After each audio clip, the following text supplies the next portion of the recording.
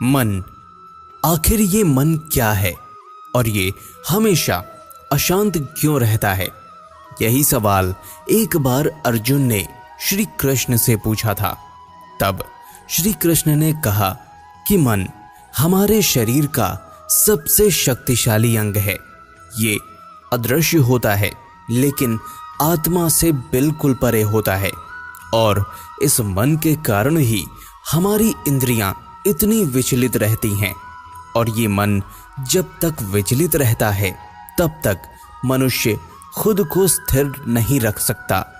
इस मन के आवेश में ही मनुष्य के भीतर दुख, दर्द, पीड़ा के भाव पनपते हैं। ये मन मनुष्य को अभिमान का एहसास कराता है।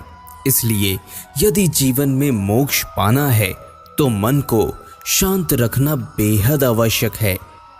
श्री कृष्ण कहते हैं कि मनुष्य का मन ही है जो मनुष्य को घमंडी बनाता है और उसे ये एहसास दिलाता है कि उसके भीतर पनप रहा मैं ही सर्वशक्तिमान है। इस मैं के भाव से ही मनुष्य के भीतर नई नई कामनाएं जन्म लेती हैं और मनुष्य के भीतर मोह पैदा हो जाता है।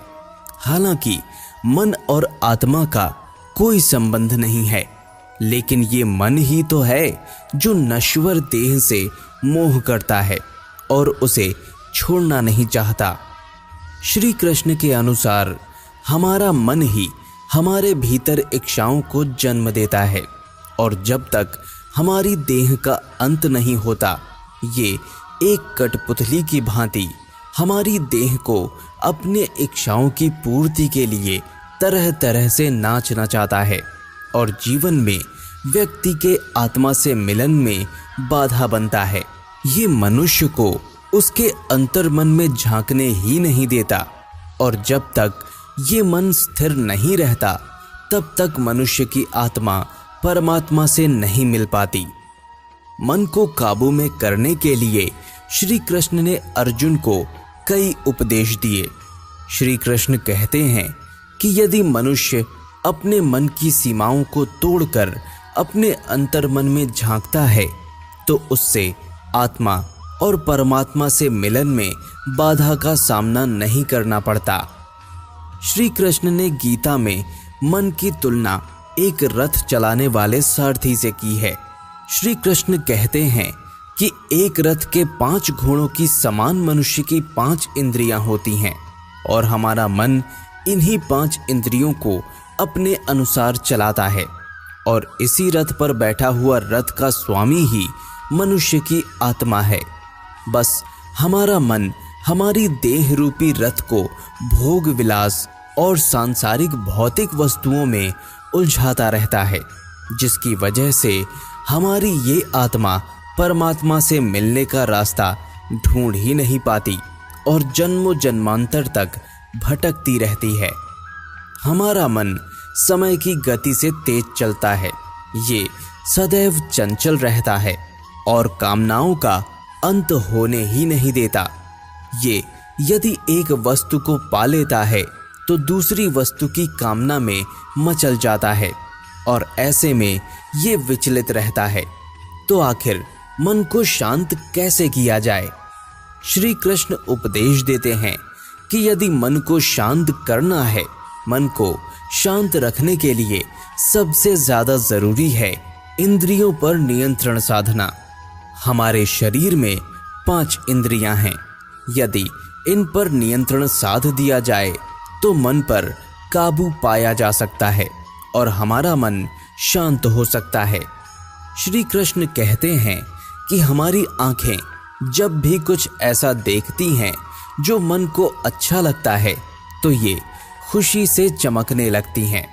वहीं अगर मन को दुखी करने वाली वस्तुएं देख लेती हैं तो इनमें से आंसू बहने लगते हैं, शोक, दुख, पीड़ा का भाव प्रकट होने लगता है।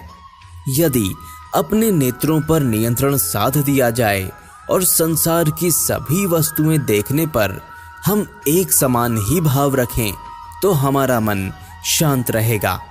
वहीं हाल इंद्रियों का भी है, फिर चाहे वो कान हो, नासिका हो, जिह्वा हो या फिर हमारी त्वचा।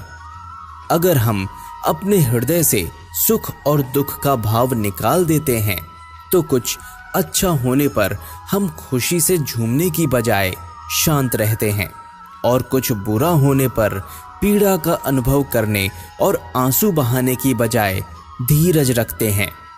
तो मन पर काबू पाया जा सकता है। हमारी अभिलाषाएं हमारे मन को सबसे अधिक बेचैन करती हैं। तो अगर अपनी इच्छाओं को, अपनी अभिलाषाओं को नियंत्रित किया जा सकता है तो मन को नियंत्रण में रखना आसान हो जाता है। इसके अलावा ध्यान लगाने से भी मन शांत रखने में आसानी होती है। भगवत गीता में श्री कृष्ण ने स्वयं कहा कि मन का स्वभाव है कि वो बेचैन ही रहता है। हमारा मन सोचता है कि यदि वो अलग अलग बातों के बारे में ध्यान लगाता रहेगा तो हमें भविष्य में होने वाली घटनाओं के लिए सतर्क कर देगा और हर परेशानी से बचा लेगा। लेकिन वास्तव में तो ऐसा नहीं होता। हम अपने जीवन का पूरा समय अपनी अधिक सोच विचार की वजह से निकाल देते हैं और इसी वजह से परेशान रहते हैं। भगवान श्री कृष्ण स्वयं कहते हैं कि मन का स्वभाव ही चंचल है, इसको बदलना मुश्किल है लेकिन असंभव नहीं। आप खुद विचार करके बताइए, क्या आप किसी कौवे को उसकी काऊ काऊ की आवाज करने के लिए मना कर सकते हैं, या फिर किसी मेढक से पानी में ऊंची छलांग लगाने के लिए रोक सकते हैं, या किसी बच्चे को भूख लगने पर रोने के लिए मना कर सकते हैं? नहीं ना। ठीक ऐसे ही हमारे मन का स्वभाव भी है। हमारे जीवन में जो कुछ भी अच्छा होता है, हमारा मन उसे देखकर चिंता करने लगता है, परेशान होने लगता है। भले ही हमारे साथ कुछ बुरा ना हो, लेकिन मन सोच की अग्नि में इतना तपता है कि ऊंची ऊंची लपटें उठने लगती हैं और फिर हम अपना पूरा जीवन परेशान होकर ही बिताते हैं। लेकिन वास्तव में हमारे जीवन की सबसे अधिक परेशानियां, पीड़ा, दुविधा हमारे मन की मनगढ़ंत कहानियां होते हैं। श्री कृष्ण कहते हैं कि यदि ध्यान लगाया जाए और वैराग्य भाव सीखा जाए तो अपने मन को शांत रखा जा सकता है।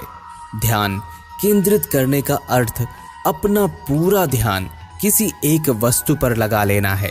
जैसा कि आप जो भी कार्य कर रहे हैं, आपका पूरा ध्यान उसी पर केंद्रित करिए। फिर चाहे आप खाना बना रहे हैं, पढ़ाई कर रहे हो या फिर कोई अन्य गतिविधि कर रहे हैं, अपने मन को वहां भटकने मत दीजिए। यदि आप इसमें सफलता पा लेते हैं तो अपने जीवन में शांति, स्थिरता, साहस और सफलता को गले लगा पाएंगे। वहीं दूसरी तरफ वैराग्य का अर्थ ये नहीं है कि आप अपने जीवन और अपने सगे संबंधियों को त्याग कर किसी वन में तपस्या के लिए चले जाएं। वैराग्य का वास्तव अर्थ है कि आप जो भी कार्य कर रहे हैं उसके नतीजे की चिंता ना करें।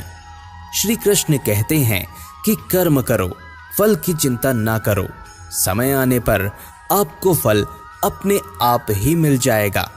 तो बस बात वही है, अगर आप अपने पूरे मन से तैयारी करते हैं और अपना 100% दिखाते हैं तो आपको हर क्षेत्र में सफलता मिल ही जाएगी। लेकिन आपको सफलता मिलेगी या असफलता, ये आपके हाथ में बिल्कुल नहीं है। तो अब खुद अनुमान लगाइए कि जिस चीज पर आपका कोई नियंत्रण नहीं है, आप इस चीज के बारे में सोचकर अपने जीवन को व्यर्थ ही बर्बाद क्यों करते हैं। यदि आप इस नियम को अपना लेंगे तो अपने मन को चिंता की अग्नि में उठी हुई लपटों से बचा लेंगे। अंत में श्री कृष्ण कहते हैं कि मनुष्य का जन्म 84 लाख योनियों के बाद प्राप्त होता है और मनुष्य ही वो बुद्धिजीवी है जिसके पास मन और बुद्धि दोनों होते हैं। तो आप समझदार, संयम और कुशलता से कार्य करें। अपने मन को फिजूल की बातों में उलझकर परेशान ना होने दें।